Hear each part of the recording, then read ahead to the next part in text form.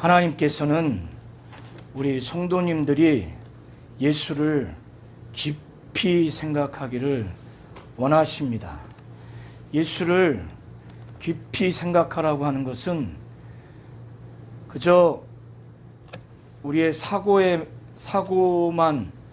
체계에 머물도록 그렇게 하라고 하는 것이 아니라 예수님의 그 말씀, 그의 행하심, 그의 공생의 전반을 그 예수를 마치 옆에서 쫓아서 신앙생활을 배우고 신앙생활을 하려고 하는 예수님 다음으로 가장 충실한 하나님 앞에 신실한 신앙인으로서 예수를 보고 그의 말씀을 듣고 그의 마음을 느끼고 그의 생각을 내가 공유하는 그런 차원에서 예수를 깊이 생각하라는 겁니다. 예수를 깊이 생각하는 사람과 예수를 깊이 생각하지 못하는 사람들은 단순히 생각의 차이로 머물지 않고 삶의 차이가 확연하게 달라지게 됩니다. 지금 히브리서 수신자들은 히브리서 기자가 이 히브리서를 쓰면서 절대절명의 그 순간 이 히브리서 서신을 받아서 하나님의 말씀을 받으면 예수 안에 머물게 될 거고 이거를 거부하면 지옥에 갈 수밖에 없는 그런 절대절명의 배교의 위험에 있는 그 신앙인을 두고 히브리서 기자도 대단한 영감을 가지고 썼고 이 하나님의 말씀을 받아야 될 이 믿은 유대인들도 절대절명의 상황에서 이 말씀을 받게 된 상황입니다. 원래 유대인이었지만은 예수 믿어서 예수 안에 들어와서 경험을 했죠.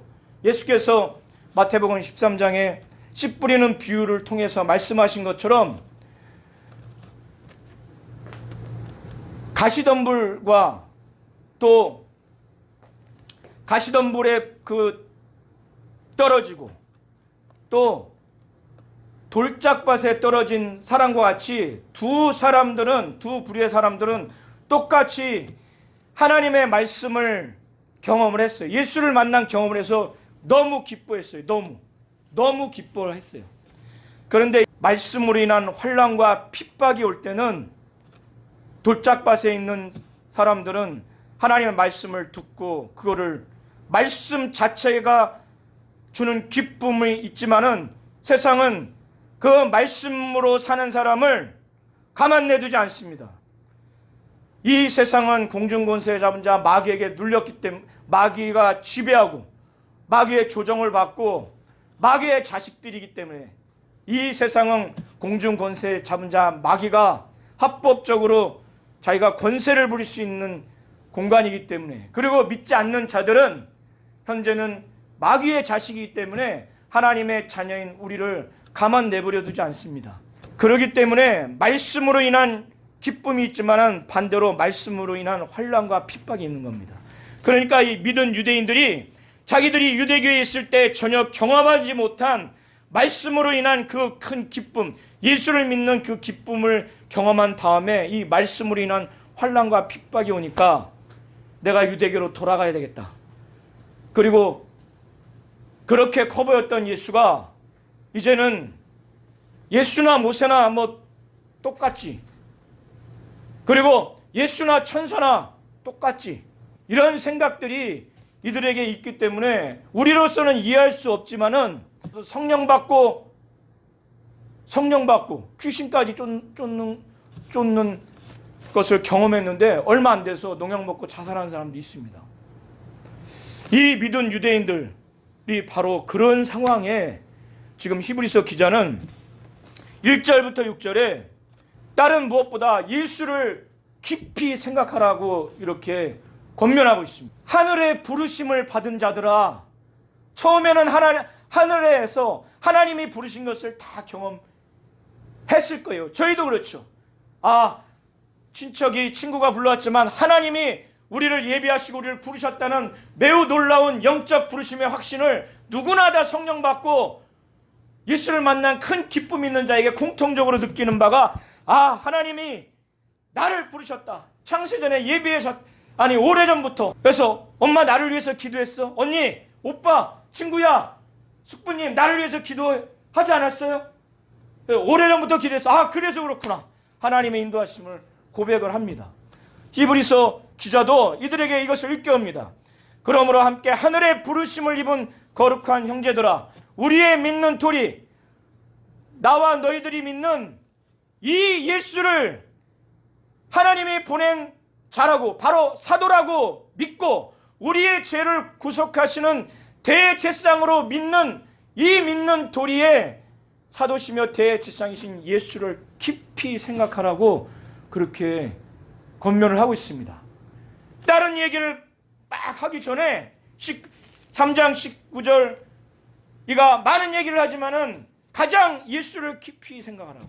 저와 우리 모든 성도님들이 예수를 깊이 생각하시는 그런 신앙인이 되셨으면 좋겠습니다. 예수를 우리의 삶에 맞추어서 맞춤형으로, 내 힘든 거에 맞춤형으로, 내 중심으로, 내 가정 중심으로, 내 육체의 상황의 중심으로 그분을 생각하지 말고 우리가 그분에 맞추어서 우리가 몸이 조금 불편하더라도 그분이 생각하는 그 생각의 넓이와 깊이, 그분의 그 넓고 깊은 마음, 그분의 말씀하시고 행하신 것들이 부담스럽더라도 내가 삶이 행복하지 않고 돈이 부족하고 또 우리 가정이 행복하지 않고 건강이 좋지 않아서 제대로 예수를 깊이 생각하지 못할지라도 우리가 참 그리스도인이라면, 이 히브리서 기자는 이 믿는 유대인들에게 그와 같이 권면을 하는 겁니다. 예수를 깊이 생각하라. 우리 요한복음 12장 49절로 50절을 보도록 하겠습니다. 예수를 깊이 생각하되 예수가 아버지를 향해서 그가 대하는 마음과 생각, 그가 아버지를 향하여서 말씀하고 행하시는 것을 저와 우리 모든 성도님들이 그 예수를 깊이 생각하십시오. 그러면 우리의 신앙생활이 달라집니다. 우리의 가정이 달라집니다. 우리의 목장이 달라지고 우리의 예배당이 달라집니다. 예수가 의지가 없을까요? 예수가 사리 분별력이 없을까요? 그분은 우리보다 의지가 100배, 1000배 강합니다. 그는 사리 분별력이 대단히 객관적이고 대단히 설득력이 있지만은 아버지 앞에서는 아무런 의지가 없는 사람처럼, 자기 주관이 없는 사람처럼 그런 모습을 보여주고 있다. 예수는 내 자유로 말한 것이 아니라 자기의 의지도 아버지 앞에서는 하나도 발휘하지 않습니다.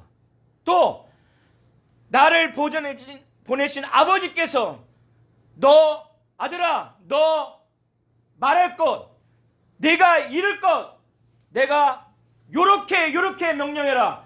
그는 그걸 그대로 받아들입니다. 그가 말한 것도 하나도 가감하지 않고 그저 맹목적으로 맹신하고 맹종하는 게 아니라 알고 나는 그의 명령이 내게 친히 말할 것, 이룰 것 딱 100이면 100 자로 재듯이 요거 아들아 요게 내가 이룰 것과 말할 것이다 아들아 했을 때에 그는 불평불만하지 않고 그가 명령한 것이 영생인 줄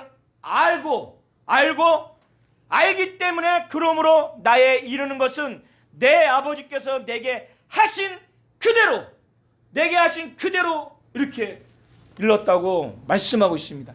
이 두 구절이 예수의 공생애를 함축적으로 말해주고 있습니다. 아버지 앞에서 그가 가진 마음과 생각과 의지와 말과 행동들이 이 중심, 이 고백으로부터 그대로 나오는 겁니다.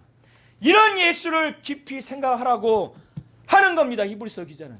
저와 우리 모든 성도님들이 예수를 아버지 앞에서 어떠한 마음과 어떠한 생각과 어떠한 말과 말씀과 행하심을 했는지를 잘 보셔서 그 예수를 쫓아가십시오. 그 예수를 내 삶에 땡기지 말고 내가, 내 가정이, 내 삶이 예수를 깊이 생각해서 그의 마음과 생각과 말씀과 행하심을 더 접근할 수 있도록, 이 히브리서 기자는 믿은 유대인들이 예수를 깊이 생각하지 않으면은 배교하기 때문에 예수를 깊이 생각하라고 합니다. 그래서 이들의 생각을 막 부서뜨립니다.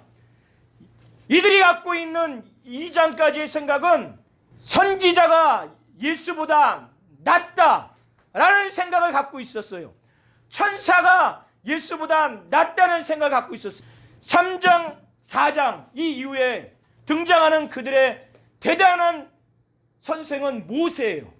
그래서 2절로 6절을 눈으로 보시면은 이 예수도 이제 시간이 없으니까 제가 말씀을 드릴 테니까 나중에 읽어보세요. 민수기 12장 1절로 7절을 보면은 미리암과 아론이 모세가 구스 사람 그 여자를 취하니까 그걸 비방합니다. 그래서 하나님이 모세와 미리암과 아론을 다 부릅니다. 부른 다음에 미리암과 아론만 따로 불러서 그들을 책망합니다.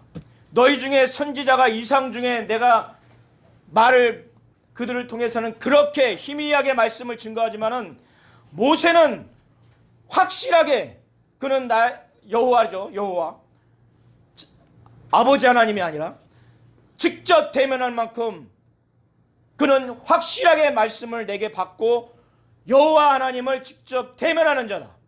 그를 비방하지 말라고 이렇게 하면서 이 모세는 민수기 12장 7절에 하나님 그 집에 하나님의 집에 충성한 자라고 이렇게 기록되어 있습니다. 지금 이 히브리서 기자는 믿은 유대인들에게 모세가 가득하니까 그래 모세가 하나님의 집에서 충성한 거예요. 여기서 충성하다는 것은 신실하다는 거예요. 신실한 거 예수도 모세의 신실함 인정한다. 그러나 예수도 충성된 존재다. 그러나 예수가 모세보다 뛰어난 것은 모세는 사환으로서 종으로서 미래에 그가 증거할 메시아 미래의 예수 그리스도를 증거하기 위해서 사환으로서 충성하는 거지만은 이 예수는 아들로서 집지은 하나님의 그 상속자 그리고 하나님을 대신하여 이 만물을 지은 창조주로서 그러한 존재로서 충성한 것이다. 그래서 예수가 모세보다 뛰어나다라는 핵심의 그 말씀을 2절부터 6절 이렇게 말씀하고 있는 겁니다. 그러면서 하나님은 우리의 집 맡은 아들이라고 합니다. 우리가 6절에 보면은 소망의 담대함과 자랑을 끝까지 견고히 잡으면 우리가 하나님의 집으로 지어진 우리가 하나님의 집이라는 거예요. 하나님의 집. 모세는 이스라엘 백성이라고 하는 그 집을 하나님이 지으셔서 그가 지은 것도 아닙니다. 그 집의 상속자도 아니고 관리자로서 사원으로서 충성을 한 거예요. 신실한 겁니다. 그러나 아들은 하나님이 지은 이 집을 창조주 하나님이 지은 집을 그가 만물을 같이 짓고 이 믿은 사람들의 이 집 영적인 집을 또 그가 지은 이 집을 짓고 이 집을 상속받을 자로서 그는 아들로서 상속자로서 신실하게 충성을 다했다는 겁니다. 그래서 모세가 이 이스라엘 백성을 해서 얼마나 고생을 했는지 민수기 14장을 보시면은 어느 정도 느낄 수 있습니다. 그는 하나님도 인정하시기를 지면에 모세보다 온유한 자가 없다라고 이렇게 하나님은 말씀하고 있습니다. 분노하셨어요. 우리 성도님들이 한번 생각해 보시면 좋겠습니다. 40년 동안 분노하는 일이 우리 인간에게 있을까요? 40년 동안. 또 어떠한 마음에 안 드는 것 때문에 어느 공간에 절대 들어오지 못할 거야. 하나님이 얼마나 마음이 넓고 깊으시고, 그는 우상을 섬겨도 돌이키기만은 용서해 주시고 받아주시는데, 하나님이 40년 동안 하나님이 분노하셨다는 거예요. 그래서 출애굽 1세대 하나님이 사랑이 많고 깊으신 그분이 얼마나 분노했으면, 얼마나 그 범죄를 싫어했으면, 그 하나님이 40년 동안 분노하신 것, 가나안 땅을 들어오지 못할 거라고 맹세하면서 하나님이 마치 맹세하듯이 너희들은 가나안 땅을 못 들어올 거야, 절대 못 들어와. 그리고 그 수많은 사람을 하나님이 무엇 때문에 죽였어요. 그 이유를 우리 모든 성도님들은 잘 보시면 좋겠습니다. 하나님이 40년 동안 격동해서 분노해서, 한 사람도 아니고, 우리가 사람이 10사람을 죽이면 그 사람의 눈빛에 살기가 있어서 무서워서 옆에서 1시간도 못 있습니다. 사람으로 말하자면 하나님이 10사람도 아니고 그 수십만 죽였어요. 인간으로 보면 하나님의 그 눈빛에 살기가 얼마나 대단해요. 그 정도로 그 분노가 있는 거예요. 그리고 가나안 땅 출애굽을, 자기 백성을 너무 불쌍히 여겨서 출애굽을 시켰는데 출애굽 1세대를 다 죽여버렸어요. 그리고 가나안에 맹세하지, 내가 못 들어가. 무섭지 않습니까?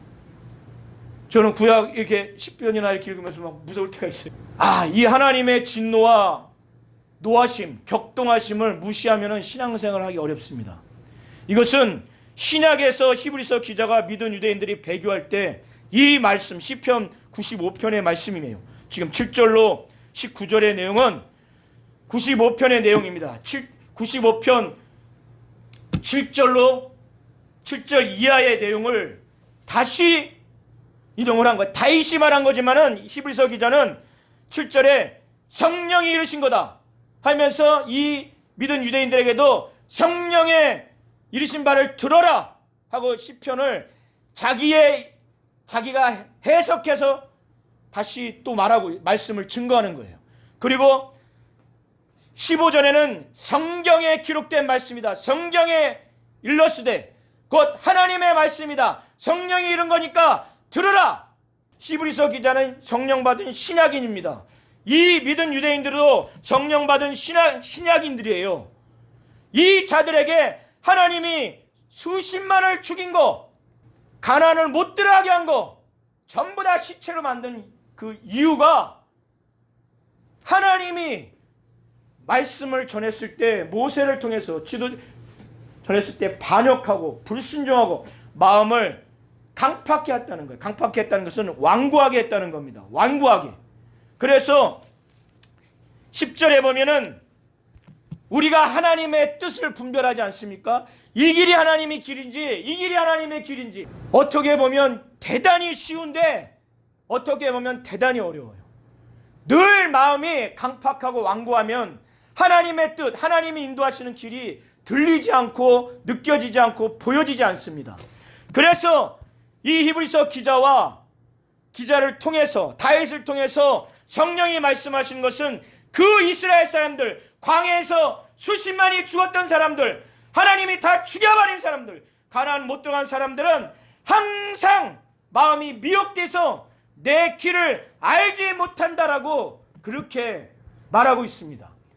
저와 우리 모든 성도님들이 하나님의 말씀을 읽을 때, 설교를 들을 때, 또 권면을 들을 때에 마음이 강팍하고 완고하고 불순종하는 마음이 있으면 아무리 우리가 토시 하나도 외우는 말씀도 하나님의 말씀 뜻으로 들려지지 않습니다. 그래서 하나님의 길을 분별할 수가 없습니다. 분별할 수 있을 것 같지만은 머리로는 말씀이 외워지지만은 이 심령에서 성령이 역사하지 않기 때문에 그 길을 알 수가 없다는 겁니다. 그래서 히브리서 기자는 12절 14절로 간곡히 부탁합니다. 너희 중에 악심을 이런 사람들이 나 예수 안 믿어, 악심을 품고 하나님께 떨어질까봐 너희들 염려하라. 그러면서 이 강팍한 마음에서 벗어날 수 있는 것은 죄 때문에 그러는데 물질도 지식도 어느 선 안에 있으면 죄가 되지 않습니다. 그러나 디모데전서 6장 보시면은 바울이 목회자인 디모데에게 돈을 사랑하지 말라고 그래요. 세상 부귀 영화를 다 버리고 주의 일을 들어온 디모데에게도 돈을 사랑하지 말라. 돈을 사랑함이 일만 악의 뿌리니 이 돈을 사랑하는 자가 믿음에서 떠나 미혹을 받아서 결국에는 믿음에서 떠나서 미혹당한다는 겁니다. 목회자인 그에게도 하물며 우리 성도님들은 돈이 필요합니다. 권력도 필요하고 지식도 필요합니다. 그러나 그것이 지나쳐서 예수를 깊이 생각하지 못할 만큼, 예수를 사모하지 못할 만큼 내 사모하는 대상이 돼버리면은 목회자라 할지라도 디모데라 할지라도 믿음에서 떠날 수밖에 없는 파괴력이 있다는 겁니다. 우리 안에 죄가 있으면은 우리의 마음이 강팍해 된다는 거예요. 매일같이 오늘이라 일컫는 동안에 매일 피차 권면하라는 겁니다. 매일 혹시 죄의 유혹으로 마음이 강팍하거든. 그러지 않으면은 이 구약의 이 히브리서 기자가 믿은 유대인들에게 너희 조상들처럼 너희도 지금 그럴 위험에 있다라고 이렇게 하면서 매일 피차 서로 권면해라. 죄를 짓지 않도록 경고하고 위로하고 권면하고 책망하고 그렇게 하라는 겁니다.